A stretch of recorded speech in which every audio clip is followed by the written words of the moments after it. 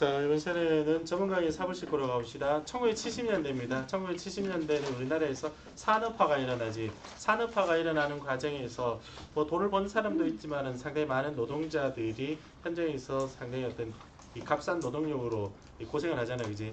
그래서 1970년대 산업화의 과정에서 고통받는 노동자의 모습을 이 시를 통해서 표현했다라고 보면 됩니다. 알겠습니까? 그리고 우선적으로 여러분들이 찾아야 될 것은 이 시에서 가장 중요한 것이 뭐냐면 화자의 태도입니다. 알겠어요? 자, 보세요. 시가 있잖아요. 일반적으로 쓰여질 때 그 시는 긍정적인 상황이 많이 나옵니까? 부정적인 상황이 많이 나옵니까?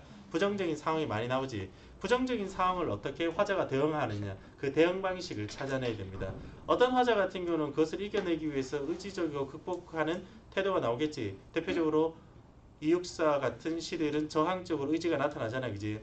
그런데 어떤 시들은 그 자체를 그냥 슬픔으로 표현하는 부분들이 있겠지, 그지? 그리고 어떤 화자들은 어때? 그것을 그냥 기쁘게 받아들이는 거야. 뭐 괜찮다, 이 정도면 먹고 살만하다, 이렇게 받아들여도 되겠지, 그지? 어떤 사람들은 이 상황이 안 좋음에도 불구하고 그냥 어쩔 수 없이 가난한 집으로 돌아갈 수밖에 없는 체념적인 정서가 나오겠지, 그지? 그래서 어떠한 방식으로 그 현실을 대응하느냐, 그런 부분들을 찾아내야 됩니다. 알겠습니까? 자, 실어 봅시다. 첫 번째, 흐르는 것이 물뿐이랴. 서리법이지, 그지? 흐르는 것이 물뿐만 아니고 뭐도 있다라는 거야. 알겠습니까? 그러면 흘러가는 것은 뭘까? 인생이 되는 거지. 인생 또한, 우리들의 인생 또한 저 물과 같이 저렇게 흘러간다. 우리가 저와 같아서 자, 다시 우리라는 것은 얘네를 가지고 우리가 시적 화자라 그러지. 시적 화자가 작품 안에 있습니까? 작품 밖에 있습니까? 작품 안에 나타나지, 그지? 오케이, 작품 안에 나타난다고 이해됩니까? 다르게 말하면은 시의 표면에 시적 화자가 드러난다. 이렇게 해야 돼. 그러니까 나뿐만 아니고 우리 또한 그러한 요소로 찾아야 됩니다. 우리가 뭐와 같아서 흐르는 물과 같다라는 거야. 다르게 말하면 화자 자신의 삶을 뭐가 대응시키고 있습니까? 자연물과 대응시키고 있지, 그지? 다시 화자가 결국 뭐야? 흘러가는 물이 되는 거잖아. 되돌릴 수 있을까 없을까? 되돌릴 수 없지, 그지? 그러니까 여러분들도 때 가장 즐거웠던 시절은 지금은 아니지, 솔직히, 그지? 지금보다는 어때? 초등학교 때, 유치원 때, 맞지? 그지? 엄마 밥 주세요. 이렇게 어때? 훨씬 더 즐거웠잖아. 근데 그때를 생각하면 지금 마음이 어떻습니까? 아, 인생의 덧없음을 느끼지. 그러면은 이러한 부분을 통해서 우리가 느낄 수 있는 것도 어때? 화자의 어떤 무상감, 이러한 정서들도 찾을 수 있습니다. 그리고 강면에다가 삽을 싣는다. 삽이라는 것이 보면은 이 화자가 가지고 있는 일정한 신분, 사회적인 지위 혹은 특성을 나타내는 소재가 되겠지. 그러니까 삽이라는 것은 노동자, 그지? 노동자. 그리고 남학생들 같은 경우는 저 삽을 들고 어디 갈까? 군대를 가겠지, 그지? 열심히 가서 삽질을 할 겁니다. 알겠어요? 강면에다가 삽을 씻으며 거기에다가 슬픔도 퍼다 버린다. 자, 다시 삽에다가 이렇게 뜰 수 있는 거는 어떤 대상을 뜰 수가 있어? 모래나 진흙이나 아니면 흙 이런 것들을 뜰 수가 있잖아, 그지? 맞지? 근데 그 슬픔을 뜰 수가 있어 없어? 슬픔을 뜰 수가 없어요. 왜 슬픔을 삽에다가 뜰 수 없습니까? 슬픔이라는 것은 추상적이고 관념적인 거지. 그런데 추상적이고 관념적인 것을 마치 모래나 흙처럼 구체적인 사물로 표현한 거잖아. 이런 것들을 가지고 뭘 한다고? 관념의 구체화가 되는 거지. 이런 관념을 구체화라는 것은 결국 대상에 대해서 객관적으로 인식한 거야. 대상에 대해서 주관적으로 인식한 거야. 대상에 대해서 주관적으로 인식한 거지. 이렇게 관념의 구체화가 되는 거고. 일이 끝난 점으로 스스로 깊어가고 있어요. 전반적으로 어때? 하강적 이미지지. 약간 시적인 상황이 긍정적 상황으로 놓여진가, 부정적 상황으로 놓여진가? 시적인 상황이 부정적으로 놓여져 있지, 그지? 그러다 보니까 이런 어떤 하강적인 이미지가 나타나네. 스스로 깊어가는 걸 보면서 쭈그려 앉아 여기서 구름과자를 피우고 있네, 그지? 누구랑 비슷하네, 그지? 다시 구름과자. 이 구름과자를 보면서 기쁘면 어때? 아, 가서 열심히 일해야지, 이런 생각이 들까? 아니면 그 구름과자를 피우면서 쓸쓸함을 느끼겠어. 뭔가 쓸쓸함을 느끼겠지, 그지? 아, 우리 필이 오늘따라 쓸쓸한 느낌이야. 어디 가서 구름 과자를 피우고 온 같은 느낌. 나는 돌아갈 뿐이다. 나는 돌아갈 뿐이다. 그러니까 여기 부분에서 보면은 화자가 이러한 상황을 개선하려는 의지가 있어 없어? 개선하려는 의지는 없지, 그지? 어쩔 수 없이 그렇게 할 수밖에 없다 이거잖아. 그러니까 이러한 정서를 뭘 한다고? 체념적인 정서라고 하는 거야. 알겠어요? 이러한 것들을 뭐라고? 체념적인 정서이다. 삽질에 맡긴 한생에 오랜 시간 어때? 그러한 노동자의 삶을 살았다는 거지. 이렇게 저물다 어때? 마찬가지 계속 어때? 하강적 이미지로 나타나고 있는 색강 바닥에 썩은 물에 달이 뜨는 거라. 자, 가봅시다. 이 부분에서 있잖아. 이러한 달이 있잖아. 그지? 다시 색강 썩은 물은 우리가 확실히 부정적이라는 것은 느껴지지. 그지? 썩은 물 70년대 산업화의 과정에서 오염된 당시 사회 뭐가 환경이 해도 되고 아니면 시적 화자가 놓여 있는 상황이라고 해도 됩니다. 알겠어요? 자, 근데 문제는 뭐냐면은 이러한 썩은 물에 지금 달이 뜨는 거잖아. 얘를 가지고 보세요. 얘를 가지고 희망으로 해잖아. 그지? 그러면 뒷부분에 뭐로 돼야 될까? 세모로 끝나야 돼? 동그라미로 끝나야 돼? 얘가 중간에 희망이 떠오른다 이렇게 돼버리면 뒷부분에 가서 어때? 긍정적 이미지로 바뀌어야 되지. 그지? 이해됩니까? 근데 읽어보세요. 우리는 저와 같아서 저 썩은 물에 뜨는 달과 같아서 흐르는 물에 삽을 싣고 먹을 것이 없는 사람들의 마을로 돌아갈 뿐인 거잖아. 그러니까 뒤로 세모로 끝나고 있어. 동그라미로 끝나고 있어. 부정적인 상황으로 끝나고 있지. 그지? 그러니까 중간에 있는 달을 가지고 희망이라고 하면 돼 안 돼? 전혀 어울리지 않지. 그지? 저것이 희망이 되려면 뒷부분에 뭐가 된다고? 긍정적인 상황이 나와야 되는 거야. 그러니까 전체적인 맥락 안에서 시어의 긍정이냐 부정이냐 이렇게 찾는 연습을 하는 거야. 이해됩니까? 그래서 뒷부분에 이렇게 세모이기 때문에 얘 같은 경우도 어때? 뭔가 쓸쓸함으로 되는 거죠. 쓸쓸함. 이렇게 판단을 해야 됩니다. 알겠어요? 항상 현대시 같은 경우는 구조적인 읽기. 이것에 대한 의미가 무엇일까를 찾을 필요가 없어요. 그 문맥 안에서 이 시어가 긍정적으로 작용해야 될까? 부정적으로 작용해야 될까? 끊임없이 이것을 판단하는 연습을 해야 됩니다. 그리고 가장 중요한 것은 뭐냐면 어두워서 돌아갈 뿐이다. 이 부분에서 나타나는 건 뭡니까? 체념적인 정서라는 거야. 알겠어요? 체념적인 정서. 정리해봅시다.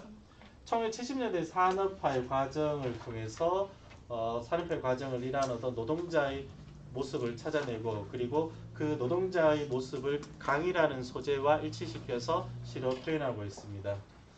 자, 그리고 성찰적이다. 성찰. 쭈그려 앉아서 담배를 피우면서 뭘 했을까? 자신의 인생을 되돌아봤지. 그지? 그러니까 자신의 인생을 되돌아보는 것을 뭐라 그래? 성찰이라 그러지. 그러니까 과거에 대해서 어때?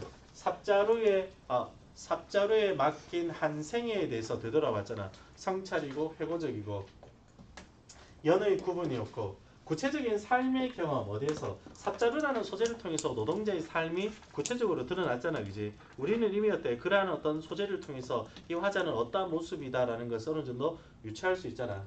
그래서 구체적이다. 70년대 상은 시간의 흐름과 내면의 변화. 왜냐면은 강에 쭈그려 앉은 다음에 라이터를 꺼내서 구름 과자를 먹고 그리고 다시 되돌아가고 있지. 그러니까 뭐야? 순서대로 이렇게 진행되고 있잖아. 그렇기 때문에 이런 것들도 짧지만은 그 속에서 시간의 흐름을 통해서 화자의 정서가 나타납니다.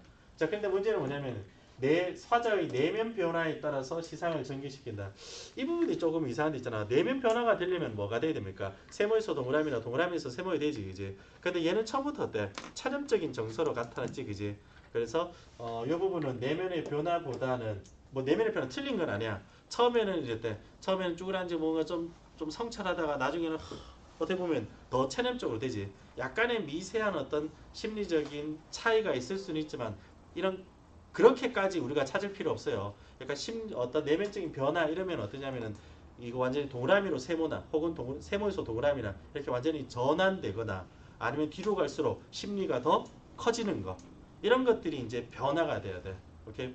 예를 들어서 백석의 수라라는 시가 있었지. 백석의 수라라는 시에서 보면은 처음에는 아무 생각 없이 거미 새끼를 밖에다 버리는데 엄마가 찾아와서 그 엄마를 새끼 있는 곳으로 보내면서 약간의 안타까움이 드러납니다. 근데 이제 막 알에서 깨어난 새끼가 방 안에 있는 꼬물꼬물 기다리는 걸 보고 엄마 오빠가 있는 곳으로 어디 엄마가 있는 곳으로 밖으로 내보내지. 그때는 어때? 가슴이 찢어진다 이렇게 표현한단 말이야.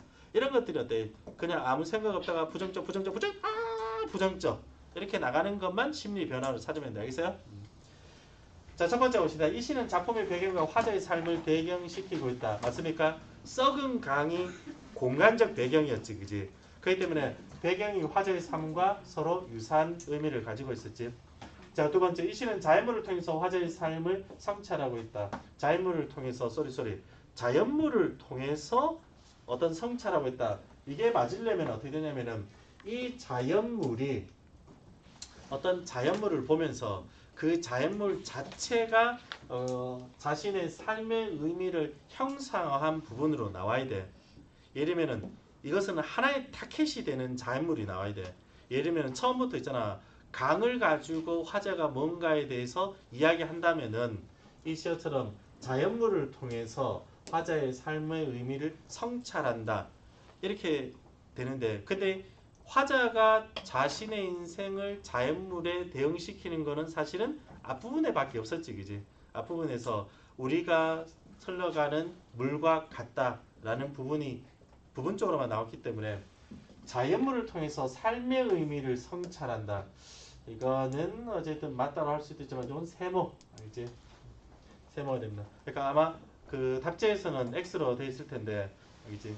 뭐 이게 확실히 틀렸다라고 말하기는 좀 힘들지만은 대체적으로 이러한 선지가 나왔을 때는 구체적인 하나의 대상만 처음부터 쭉 나올 때 이러한 선지들이 만들어집니다.